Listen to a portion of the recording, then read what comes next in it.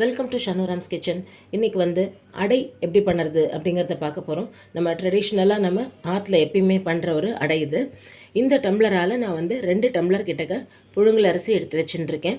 இந்த டம்ளரால் 3/4 டம்ளர் அளவுக்கு கடலைப்பருப்பு, அதுக்கப்புறம் துவரம் பருப்பு, இது ரெண்டுமே 3/4 டம்ளருக்கு எடுத்து வச்சுட்டுருக்கேன். 1/4 டம்ளரோட குவான்டிட்டிக்கு இதால் பயத்தம் பருப்பு, ஒரு கைப்பிடி அளவுக்கு உளுத்தம் பருப்பு எடுத்து வச்சுட்டுருக்கேன். கலருக்காகவும் நல்ல ஒரு வாசனையை கொடுக்கறதுக்காகவும் நான் இங்கே மசூர் தாலும் யூஸ் பண்ணிட்டுருக்கேன். மசூர் தால் எங்களுக்கு வேண்டாம் அப்படின்றவ நீங்கள் அவாய்ட் பண்ணிக்கலாம். பட் இதை போட்டுட்டேன்னா கலரும் நல்லாயிருக்கும், டேஸ்ட்டுமே ரொம்ப நல்லாயிருக்கும். இந்த மாதிரி கூட நீங்கள் இதை ஆட் பண்ணி நீங்கள் ட்ரை பண்ணி பாருங்க. ஸோ இப்போ இதெல்லாம் தான் நான் உங்களுக்கு காமிச்சிருக்கிற மெஷர்மெண்ட்ஸு. இது கூடவே நான் ஒரு 10 மிளகா வத்தல் எடுத்து வச்சுட்டுருக்கேன். இதை எல்லாத்தையுமே நம்ம ஒன்றா ஒரே பாத்திரத்தில் போட்டு நல்லா ஒரு 2-3 வாட்டி அந்த தண்ணியோட கலர் மாறுற வரைக்கும் நல்லா அலம்பிண்டுட்டு அதுக்கப்புறமா நம்ம இந்த மிளகா வத்தலையும் போட்டு ஊற வைக்க போகிறோம். ஒரு 2 மணி நேரம் ஊறினதுக்கப்புறமா அரைக்கும்போது ஒரு 6லேருந்து 7 பச்சை மிளகா போட்டுருக்கேன். காரத்துக்கு ஏற்ற மாதிரி நீங்கள் பார்த்து போட்டுக்கோங்க.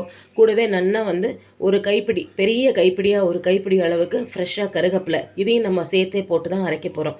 ஏன்னா நம்ம வெறும்ன கருகப்பிலையை நம்ம மாவில் சும்மா கிள்ளி போடும்போது இந்த கருகப்பிலையோட எந்த சத்துமே நம்மளுக்கு கிடைக்காது. குழந்தைகளும் இதை எல்லாத்தையும் வெளியில் பொறுக்கி எடுத்து வச்சுருவோம். அதனால் இதை நம்ம நல்லா அலம்பிட்டும் அரைக்கும்போது இந்த அடை மாவோடு சேர்த்து இந்த ஒரு கைப்பிடி அளவுக்கு கருகப்பிலையும் போட்டுக்கலாம். நல்லா ஒரு பெரிய ஸ்பூனால் 1 ஸ்பூன் அளவுக்கு பெருங்காயம், இந்த மாவுக்கு தேவையான அளவுக்கு உப்பு, இப்போ இது எல்லாத்தையும் தான் நம்ம போட்டு அரைக்கிறதுக்கு யூஸ் பண்ண போகிறோம்.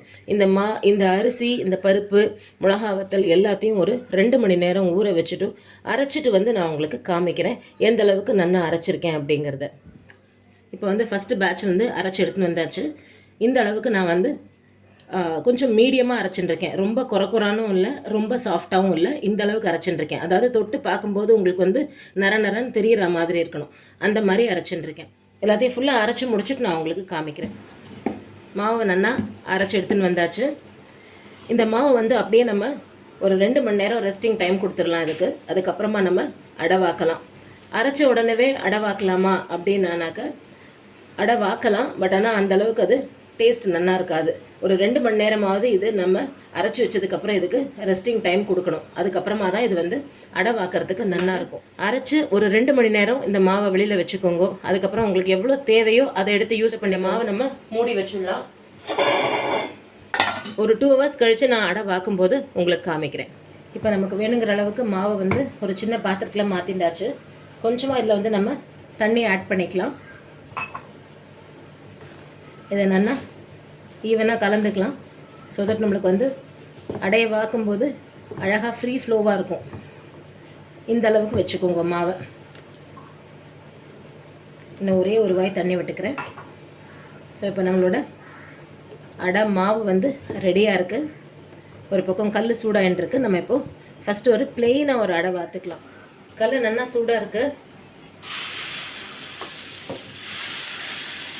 ரொம்ப மெல்லிசாக வாத்துறாதீங்க. முதல்ல வாக்கும்போது அடையாக இருந்தாலும் சரி, தோசையாக இருந்தாலும் சரி, கல்லோட டெம்பரேச்சர் கரெக்டாக மெயின்டைன் ஆகிறதுக்காக கொஞ்சம் பேலன்ஸ் பண்ணிக்கிறது சௌரியம்.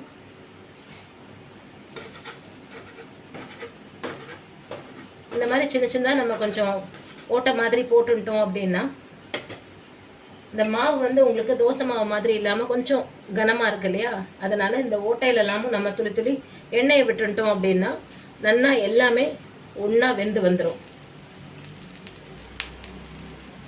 அடை வாக்கும்போது முடிஞ்ச வரைக்கும் நல்லெண்ணெயாக யூஸ் பண்ணிக்கோங்க. அப்போ தான் வாசனையாகவும் இருக்கும். நிறைய பருப்பெல்லாம் போட்டிருக்கோம் அப்படிங்கிறதுனால இது எல்லாமே கொஞ்சம் சூடு. ஸோ நல்லெண்ணெய் விட்டு நம்ம சாப்பிடும்போது உடம்புக்கும் நல்லதாக இருக்கும், வயிற்றுக்கும் ஒன்றும் பண்ணாது. ஸோ இப்போ இது நல்லா வெந்து வரட்டும். திருப்பி போடும்போது நான் உங்களுக்கு காமிக்கிறேன். சைட்ஸ்லலாம் நல்லா முறுமுறுன்னு வர ஆரம்பிச்சிடுது. இதை அப்படியே திருப்பி போட்டுக்கலாம். நம்ம முதலே சொன்னோம் இல்லையா, ஒரு 2 மணி நேரமாவது இந்த மாவு அரைச்சதுக்கப்புறம் இதுக்கு ஒரு ரெஸ்டிங் டைம் கொடுக்கணும் அப்படின்னு. அந்த மாதிரி பண்ணி வச்சுட்டேன்னா கொஞ்சம் லேசாக அதோட புளிப்பு வர ஆரம்பிக்கும். அப்போ உங்களுக்கு அடை இந்த மாதிரி நல்லா கலராகவும் இருக்கும் பார்க்குறதுக்கு. இல்லைன்னா ஒரு மாதிரி அந்த ஒரு பேல் எல்லோ கலர்லேயே தான் இருக்கும். ஸோ இந்த பக்கமும் நல்லா வேகட்டும். திருப்பி போட்ட பக்கமும் நல்லா வெந்து வந்துடுது. நம்மளோட ஃபஸ்ட்டு அடை ரெடி ஆகிடுது. இப்போ நெக்ஸ்ட்டு நம்ம வெங்காயம் போட்டு அடை வாக்கலாம். வெங்காயம் போட்டு நம்ம அடை வாக்க போகிறோம் அப்படின்னும் போது மாவு வந்து கொஞ்சம் நல்லா தாராளமாக விட்டுண்டு அடையை கொஞ்சம் மெத்துன்னு வாத்துக்கோங்க. அப்போ தான் வெங்காயம் போட்டு நம்மளால் அதை நல்லா ஸ்ப்ரெட் பண்ணிக்க முடியும். மெத்துன்னு எதுக்காக விட்டுக்க சொன்னேன் மாவை அப்படின்னா இதுதான் ரீசன். நம்ம மேலாக அப்படியே போட்டுட்டு விட்டுட்டோம் அப்படின்னா நம்ம அடையை வந்து நம்ம திருப்பி போடும்போது இந்த வெங்காயம்லாம் வந்து அப்படியே கல்லுலேயே ஒட்டின்றோம், உதிர்ந்து போயிடும். நம்மளுக்கு வந்து அடையில் வந்து நம்மளுக்கு எதுவுமே ஒட்டின்ட்டு கிடைக்காது. ஸோ இந்த மாதிரி நல்லா கொஞ்சம் மெத்துன மாவை விட்டுன்ட்டு அதுக்கப்புறமா நம்ம வெங்காயத்தை போட்டுட்டு நல்லா ஸ்ப்ரெட் பண்ணினோம் கையால் அப்படின்னா இந்த வெங்காயம் எல்லாமே வந்து மாவோட நல்லா மிக்ஸ் ஆகிடும். இல்லாமல் திருப்பி போடும்போது உங்களுக்கு வந்து நல்லா வெந்து வரும். எல்லாமே திருப்பி போட்ட பக்கமும் வந்து நல்லா வெந்துடுது. நான் சொன்னேன் பார்த்தீங்களா, வெங்காயத்தை வந்து போட்டுட்டு கொஞ்சம் நல்லா கையால் ப்ரெஸ் பண்ணி கொடுத்தா வெங்காயம் எதுவுமே வந்து உங்களுக்கு கல்லில் எங்கேயுமே செதறவே இல்லை. ஸோ நம்மளோட வெங்காய அடை ரெடி. இதை அப்படியே நம்ம ஒரு பிளேட்டில் எடுத்து வச்சுட்டுலாம். நம்மளோட வெங்காய அடை வந்து ரெடியாக இருக்குது. நல்லா சூப்பராக வெந்து ஜம்முன்னு வந்திருக்கு. இந்த வெங்காய அடைக்கு வந்து நம்மளுக்கு தொட்டுக்கிறதுக்கு வந்து பெஸ்ட்டு காம்பினேஷன் வெண்ணெய், வெல்லம். இப்போ வந்து நம்ம முருங்கைக்கீரையை போட்டு நம்ம அடை பண்ணலாம். இப்போ வந்து முருங்கைக்கீரையை போட்டுக்கலாம். நல்லா ஒரு தடவைக்கு 2 தடவை வந்து முருங்கைக்கீரையை நல்லா அலம்பிக்கோங்க.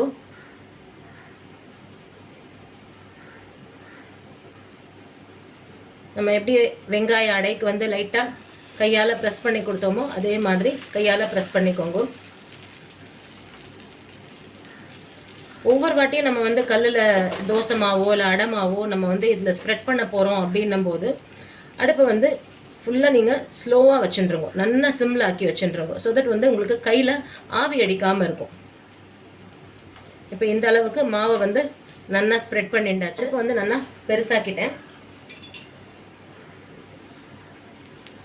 சுற்றி கொஞ்சமாக நம்ம நல்லெண்ணெய் விட்டுக்கலாம். மீடியம் ஃப்ளேமில் நல்லா ஒரு 2 மினிட்ஸ் கிட்டக்க நல்லா வேகட்டும். ஏன்னா முருங்கைக்கீரை வந்து நம்ம பச்சையாக தான் போட்டிருக்கோம். அதனால் மீடியம் ஃப்ளேமில் வச்சு நல்லா குக் பண்ணினேன்னா வயிற்றுக்கு எடுக்காமல் இருக்கும். இதை அப்படியே கேர்ஃபுல்லாக திருப்பி போட்டுக்கலாம்.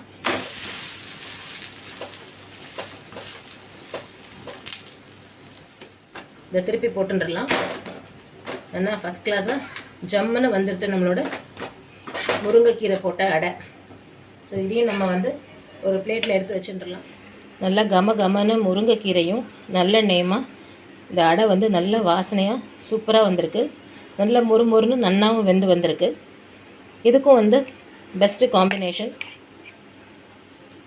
வெண்ணெய் அண்ட் வெல்லம். மிளகாப்பொடி டேஸ்ட்டு பிடிச்சவா நீங்கள் மிளகாப்பொடியும் தொட்டுக்கலாம். இல்லை நெய் பிடிக்கும்னா நெய் தொட்டுண்டும் சாப்பிட்லாம். ரொம்பவே நல்லாயிருக்கும். நெக்ஸ்ட்டு வந்து ஒரு காம்பினேஷனாக ஒரு அடை ஒன்று வாக்கலாமா. மாவு வந்து நல்லா கொஞ்சம் மெத்தனே விட்டுக்கலாம். இதில் வந்து நான் நறுக்கின வெங்காயமும் எடுத்து வச்சுட்டுருக்கேன். இது கூடவே நம்ம முருங்கைக்கீரையும் சேர்த்து வச்சுட்டுருக்கேன். இது ரெண்டுத்தையுமே நல்லா மிக்ஸ் பண்ணிவிட்டு இதை வந்து இந்த அடை மாவில் ஆட் பண்ணிக்கலாம். அதாவது இதை போட்டு நம்ம வந்து இந்த மாவை வந்து நல்லா ஸ்ப்ரெட் பண்ணிக்கலாம். இப்போ எப்படிங்கிறத காமிக்கிறேன் பாருங்க. இந்த காம்பினேஷனும் செம்ம சூப்பராக இருக்கும். முருங்கைக்கீரையோட வாசனை, இந்த வெங்காயத்தோட க்ரன்ச்சினஸ் ரொம்பவே நல்லாயிருக்கும். இந்த மாதிரி நீங்கள் காம்பினேஷனாகவும் நீங்கள் வந்து அடைய வார்த்துக்கலாம். நமக்கு எப்படி சாப்பிட்டா நமக்கு பிடிக்குமோ அதை மாதிரி தான் நம்ம பண்ணிக்கிறோம். ஸோ இந்த மாதிரி நீங்கள் நல்லா ஸ்ப்ரெட் பண்ணிக்கோங்க. ஆனால் ஞாபகம் வச்சுக்கோங்க, எப்பயுமே வந்து மாவை நல்லா ஒரு கரண்டி டு 1.5 கரண்டி கிட்டக்க மாவை நடுவில் விட்டுட்டு அதுக்கப்புறமா வந்து இந்த மாதிரி நீங்கள் ஸ்ப்ரெட் பண்ணுறது எல்லாத்தையும் நடுவில் போட்டுட்டு கையால் லேசாக நீங்கள் தட்டி கொடுத்தேன்னா நல்லா அழுந்தி இதில் உட்காந்துரும். எதுவுமே வந்து உங்களுக்கு திருப்பி போடும்போது வெளியில் உதிர்ந்து வராது. அடை பார்க்கும்போது கண்டிப்பாக வந்து நம்மளுக்கு எண்ணெய் நிறையாவே செலவழியும். அதனால் எண்ணெய் விடுறது வந்து ரொம்ப ஜாஸ்தியாக இருக்குது அப்படின்னு ஃபீல் பண்ணலனாக்கா அடைக்கான அந்த டேஸ்ட் நம்மளுக்கு கிடைக்காது. நல்லா வெந்து வந்துடுது. நல்லா ஜம்முன்னு நல்லா மொறுன்னு ஃபஸ்ட் கிளாஸாக வெந்து வந்திருக்கு நம்மளோட முருங்கைக்கீரை அண்ட் வெங்காயம் போட்ட அடை. ஸோ இதையுமே நம்ம வந்து ஒரு பிளேட்டில் எடுத்து வச்சுட்டுலாம். நல்லா சுட சுட மொறு மொறுன்னு சூப்பரான வெங்காயம் அண்ட் முருங்கைக்கீரை போட்ட அடை வந்து ரெடியாக இருக்குது. இன்றைக்கி நம்மளோட ஷானுராம்ஸ் கிச்சனில் அடை மாவில் வந்து ப்ளெயின் அடை, வெங்காயம் போட்டு அடை, அப்புறம் முருங்கைக்கீரை மட்டுமே போட்டு அடை வாத்துட்டோம். இப்போ வந்து காம்பினேஷனில் நம்ம முருங்கைக்கீரையும் வெங்காயமும் போட்டும் அடை பண்ணியிருக்கோம். ஸோ இதே மாதிரி நீங்களும் ட்ரை பண்ணி பாருங்க. எப்படி வந்ததுங்கிறத உங்களோட கமெண்ட்ஸில் சொல்லுங்கள். தேங்க்யூ.